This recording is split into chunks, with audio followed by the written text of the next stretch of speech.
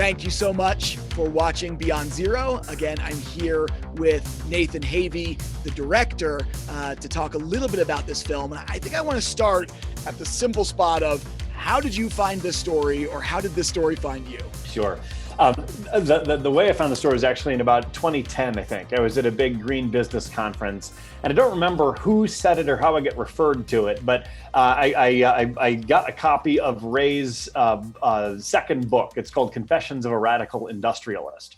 And as I was reading the pages of that book, it just blew my mind for kind of two reasons. The first is just the idea that business has to be the originator of the solutions for a lot of the different problems for which business is also the lead problem maker, right? In the book, there's a line there that it's the biggest organizer of effort on earth. And if business doesn't really put its shoulder into driving these solutions, not just because it has to, because it got regulated to, but really because there's an opportunity there, that part of the thinking just blew my mind. And then to read about the actual work that Interface was doing, the innovation that they had driven on their climb up Mount sustainability, it captured my imagination all the way back in 2010. And then I had the opportunity to work with Aaron Mizan, who's in the film, on a storytelling event in 2016. And I started to hear the things that weren't in the book. And then I got to know more people from Interface. And the more I learned, the more I thought this story has to be told in a way that makes it shareable, that doesn't really exist right now. Were you already working in a sustainability sphere before you encountered the book? Was the book adding to the work you're already doing, or was it a discovery there? Yeah, I had been passionate about environmentalism, and I wasn't really working in a proper sustainability role. I was more working on business higher purpose. It really started from kind of a marketing perspective, doing social media and all that. And then I just found that the stuff that I got most excited about was when it was beyond just selling a product, right? That there was some higher purpose the business was up to. And it just has deepened and deepened to get that it's not just like a corporate give back, corporate social responsibility thing, but that business really can solve major global challenges if they really put their mind to it. And so it was kind of in looking for that was the timing for me when the story fell in my lap and showed me a way forward.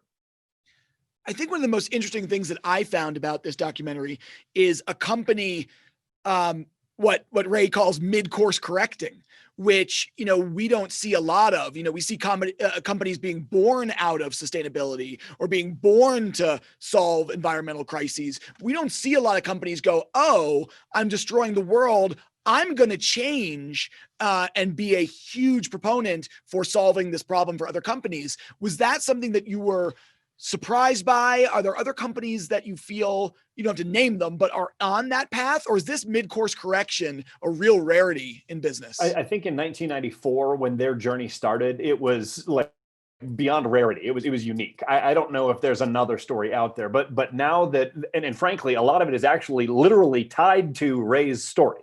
Paul Pullman, the storied CEO of Unilever, that is now retired, but he did a lot to take, a giant global conglomerate of Unilever and begin them turning on the process. And they're not above reproach, but they're way better than they were a decade ago, thanks to his leadership.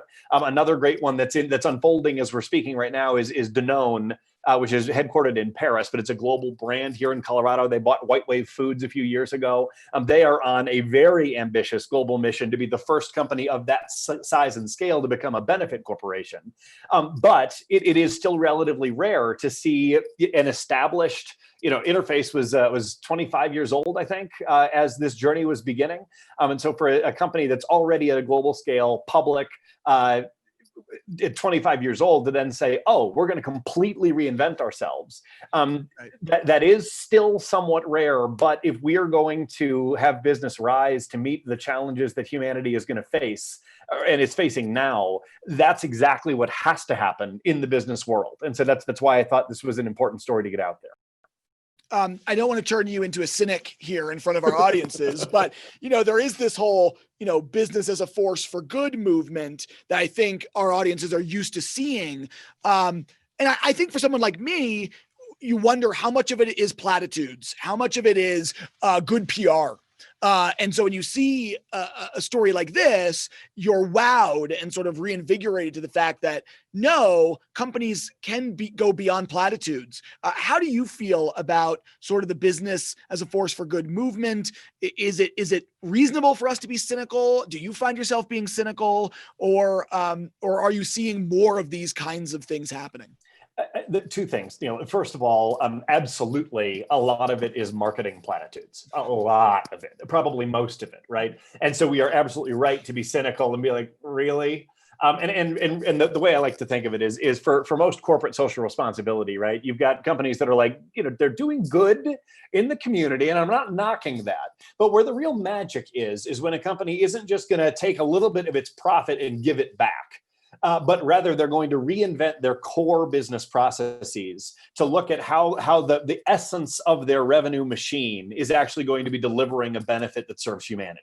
And there's a state shift between those two things, and it's still very rare for a business to go all the way through that. And Interface did. And that's why, again, this story is different than even like a Tom's Shoes with the 1-for-1 model. There's externalities there that actually have you go, wait a minute, is that the smartest way for them to achieve what they're trying to achieve?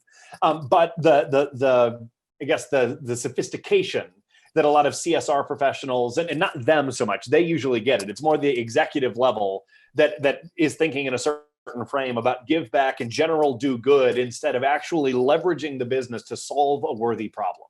Business can do that, and there are lots and lots of examples of people that are starting to. And I think the big thing for you to do, or for all of us to do, is to ask some questions. Really look at it. And if it seems too good to be true, lean in a little further, because it probably is. And the last thing I'll say about it is, if you look at the way that Ray Anderson talked about this stuff, right? It's what we opened the film with. He called himself a plunderer of the earth. And if it were marketing, that's not what you lead with, right? You lead with, look at all this amazing stuff we're doing. Look at how great we are. But usually that's the problem, because the people that really get this stuff, they know that they're not there. They know that they're just beginning, or they're maybe halfway through a decades-long journey of evolving their company. And so it sounds different for the people that are genuinely on this path of solving something that needs solving, because they know how far there is to go, and they're very transparent about it, as opposed to the marketing folks that are like, oh yeah, no, look at us. We are a fantastic, fantastic company. I think anybody who's saying that to begin with, that's where you might want to be like, are you sure? So that's, again, where I think Ray Anderson and the Interface story is unique and instructive for how to make this change. In terms of being instructive, I mean, for people like me who, work in companies or businesses, or maybe even business owners who are watching this, I mean, how do they get beyond putting recycling bins out and calling that a green movement, and getting to a place where Ray did, this sort of idea of mission zero that he was on? How do we have those conversations and have that talk up about, taking a company further than just, recycling bins and thoughtful marketing and that kind of thing? What are some suggestions or strategies we can sort of actively do? I think that again, if you look at the Interface story here, it really does lay out a pretty impressive roadmap for what a company needs to do on this. And I guess the first thing is embrace the fact that you may not know, right? They had no clue at the beginning of this what they needed to do, and so they went and sought expert help, both from like paid consultants and also just from reading. And so there are companies I know of that have just kind of created internal task forces to really be a study group to look at where are our impacts, right? And if you look at Ray's books, they created this thing called the 7 faces of Mount Sustainability. They kind of look at the various levels of impact of their business, and that's really not a bad place for any business to start, is assess your impacts on those 7 faces of Mount Sustainability, and then kind of figure out what is the what's called the adjacent possible. Right. So it's totally overwhelming to tackle it all at once. And it doesn't often make business sense for you to be able to do it all at once, but you can do something. And what you can do this quarter and next quarter and next quarter, it's eventually you will find yourself a long way up Mount Sustainability. But the big key here is it's about the vision of where it is you'd like to get to. So even for Interface at the beginning, it was this idea of no negative environmental impact. And in 1994, that was correct. But to be frank, right now, you need to do that, but even that isn't enough. The other thing that you've got to do, as the end of the movie talks about, is this idea of, is there a way that at the same time you're reducing your negative environmental impact, can you actually be creating positive environmental impact? And so the work of Janine Benyus and everybody at Biomimicry is a fantastic place to start on that. And for anybody that's interested, they actually have a program called Project Positive. And if folks wanted to Google Project Positive with the Biomimicry Institute, Aaron Mizan at Interface and about 24 other very forward-thinking environmental leaders in major companies and more mid-sized ones are working together to figure out how companies can actually get to that positive environmental impact. And so again, it may take a decade for companies to actually get there, but if you're clear that that's where you're headed, then suddenly all of the context of the first few steps that you take has this inspiring, like, oh, I know where we're going. And so I can have a little bit of grace and patience for the first few steps up that mountain. I want to pivot just a smidge and talk about you as a filmmaker here. Is this your first documentary feature? Sure is, yeah. So then I guess the question is, what didn't you know about being a filmmaker that you unfortunately had to learn making your first documentary feature? A couple of things. So the first thing is that I had a secret weapon in the process of this, which is my father. So Jim Havey is a 40-year documentary film veteran here in Colorado. He's done a ton of different stuff. And so my actual role in the film was finding the story, writing the story. But in terms of like the filmmaking, like the actual filming was handled by Nathan Church at Havey Pro Cinema and Jim Havey at Havey Pro Cinema. And then the assembly, in the editing room was all Nathan Church. And so I got the wonderful position of working with people that really knew how to do the technical aspect of it and the sort of assembly aspect of it.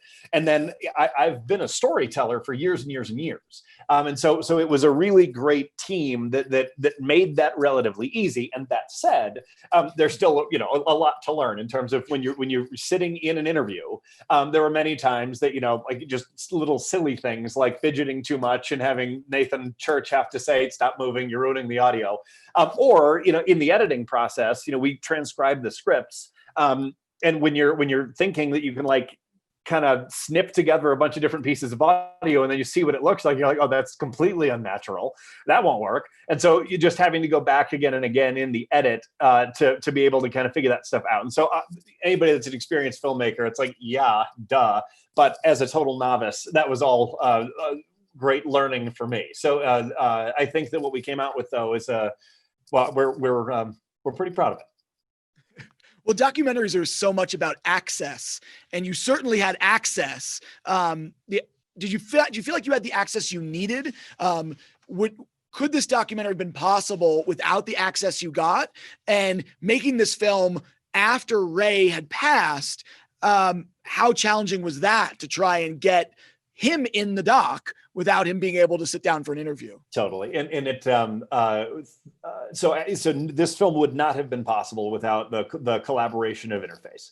I had known them enough that they trusted me to get their story right.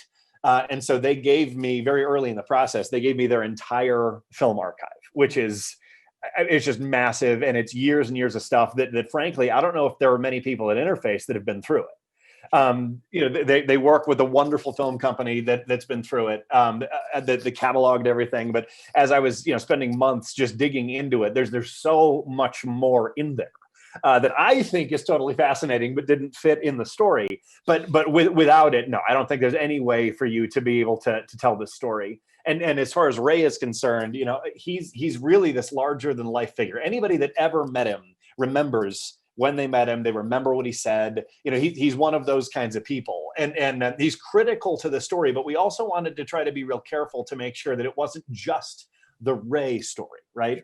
Because the truth is, you having a charismatic, amazing leader like that is so helpful, and I don't think it's essential, but it's close to essential. But the real innovations weren't, Ray didn't do it. Ray just set the vision and kept focus on it, and then it's everybody else. 4,000 people around the world that were able to really get the innovations done and execute the vision. And so that's one of the things that we were trying to do as well. And because that's what we wanted to do, it was actually there have been two previous films that tried to talk about the interface story, and they really just did Ray. Because he was alive then. And so we might have done the same thing, but I think that what we've actually come up with here is something that's, I'll dare say, richer and more true about how this process actually happens within a company, and not having Ray be able to sit down for an interview, being the incredible storyteller that he is or was, I think was a blessing in disguise for us, because we had to find a different way to tell it. And we were able to get the perspectives of others that told the story in a way that it hadn't been done previously. Right. Yeah, that makes sense. I think my last question for you is this. Now, I mean, don't get me wrong. I'm happy. I love having this film at the Denver Film Festival for our amazing audiences to watch, but I don't know. I don't know that they're the intended audience for a film like this. It's hard to say because it is so, I mean, I learned so much, and I think our audiences will too, but where do you see this film going in terms of making an impact and making the next step for business leaders to change course? Thank you for that question, Neil. That's a great one. So there's I think the primary audience for this film is what we call current and aspiring business leaders. Right. And so there's, and I don't mean that in terms of a C-suite, because leadership really is something that can occur at any level of the organization. And in the best organizations, everyone sees themselves as a leader, or at least with the responsibilities of stewardship for the company that a leader is traditionally endowed with. Right. So our intention on this is to get it into executive circles and boardrooms, and to get it into business schools. So as we're talking about it, I've already got deans and professors that have asked to incorporate the film into their curriculum that will reach 200,000 business students in the US and Mexico. Our hope is actually to get this film subtitled into the 13 languages that are spoken in the world's top 20 economies, and get it into the business schools in all of those countries. And so we're working with some corporate sponsors to try to underwrite the, what would be required to do it. But the other thing that's happening right now is I've got a global network of consultants that are in the sort of broader business as a force for good movement. And they are right now using this film in their consulting engagements. So the largest mining company in Chile, their executive team is studying this film now as they seek to articulate their next environmental mission. Same thing with one of the largest utilities in the state of Michigan. And there's a long list here. There's also some very influential business leaders that have now seen the film and are in conversations with us about how they might use it in their companies and with their peer groups. And so all of that is happening here. But if it's just there, that's the primary audience. But the next one is, we normal folks need to be a little bit more savvy, I think, about what we will accept, per your skepticism, in the conversation about environmentalism. So companies now that are still talking about reducing their environmental impact by 20% in the next 10 years, step in the right direction, but not ambitious enough. And so as employees and as consumers, I think that we need to turn up the heat here, and not from an adversarial kind of a standpoint, but from a, you can do it, right? We actually know how to do a lot better than this now. And if we can kind of put the pressure on companies a bit and offer some of these amazing tools for how additional progress can be made and how the pace of change can be accelerated, that is something that each one of us can do for our employer. And then also for any, and if we own stock in a company, and just to hopefully influence our consuming patterns, so that we also can do that, because that's what we can do. If you happen to be an executive in a company, then you can do a lot more. But that's kind of how I think about this, Neil. Does that make sense? Yeah, absolutely. Yeah. Well, thank you so much for joining us. I just want to let everyone know that this film is up for the People's Choice Award for the best film in the Colorado Spotlight section. So we hope you've enjoyed it as much as I did, and that you are voting on this film and making your voice heard for Beyond Zero. Nathan Havey, thank you so much for being here. Thanks for sharing the story. My pleasure, Neil. And if folks want more resources and information about this, there's a lot more available at beyondzerofilm.com. And thank you so much to you and to the Denver Film Festival for giving us this opportunity. Thank you.